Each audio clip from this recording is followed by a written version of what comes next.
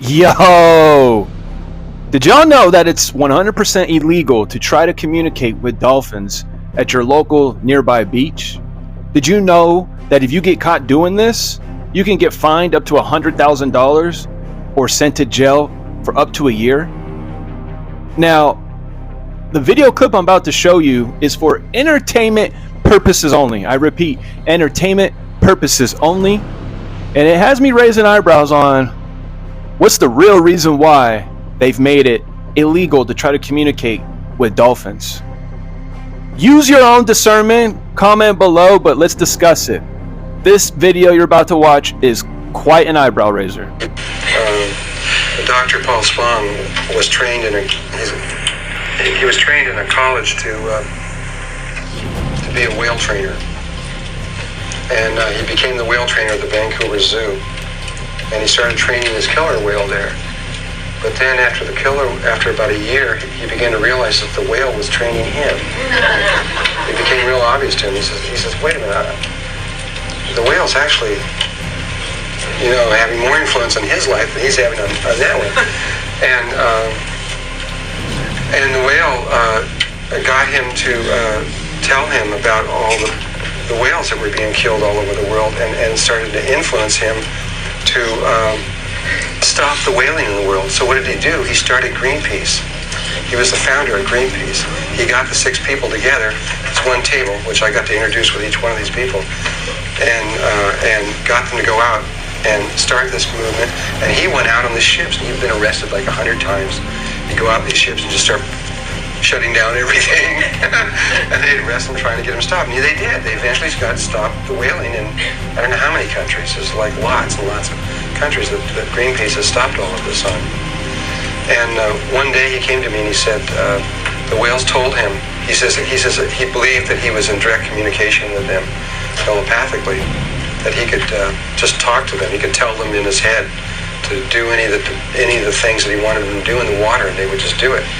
And he got to the place where he just knew that it was just like talking.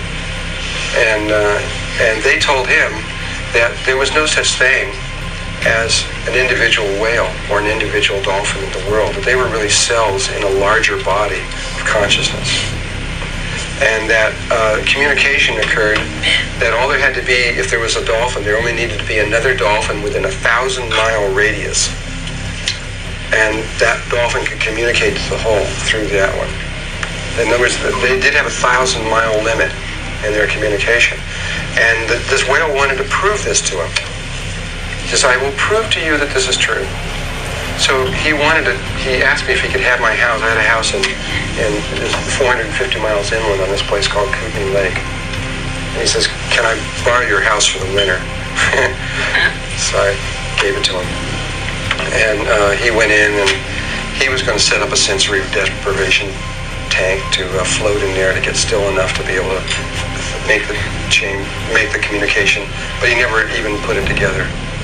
And so I came back a few months later, 3 or 4 months later, and he had removed a few walls of my house. It was a funny feeling, I'll tell you. And put these windows there that weren't there before and things. It was really beautiful, but it was shocking. And he had still not made contact. He said, I need more time. And I said, well, okay. So, but I was there, so we were all living together. Him and his wife was living there, and me and my wife were living there, and my kids. And about 2 weeks later, he used to have, though if anybody, who knows Dr. Paul Spong? You know Paul Spong? Yeah. He's got kind of short hair now, and he looks very kind of professional-like. But he used to have really long hair and a really long beard, and in those days. And he came into the room one morning after about 2 weeks, and he had shaved his beard off on one side of his head and cut the hair short on one side of his head. And I said to Paul, I know something's up. I'm sure of it. He says, yeah, I made contact last night. And he says, I'm sure that I did. I did it. And he says, they told me that I was going to be a large influence in the world in all of this, and that I had to look respectable. He says, so today is my transition day. So for that day, he walked around half and half, and the next day he shaved off the other side. And what they told him is the way they were going to prove it was, he said that he was to go to this bay north of Vancouver, a very specific spot, and he was to go there with video equipment and everything so that he could prove what was about to happen. And he was to tell his people, he had a whole group of people that worked with him, he was to tell them what was to happen so that there would be like no backing out of this whole thing. And that on a certain day, at a certain time, which I think it was 12 noon on a certain day, all the whales, of which there were about 100 of them, of a certain species, would come into this bay, would swim up to the shoreline, lift out of the water, and look him in the eyes. And that's exactly what happened. He went up there with about 30 people, and they put their microphones in the water and everything, and they sat around and they waited for this time. And sure enough, all these whales came swimming up to the shore, lifted out, and looked him in the eyes. And obviously, he was never the same after that.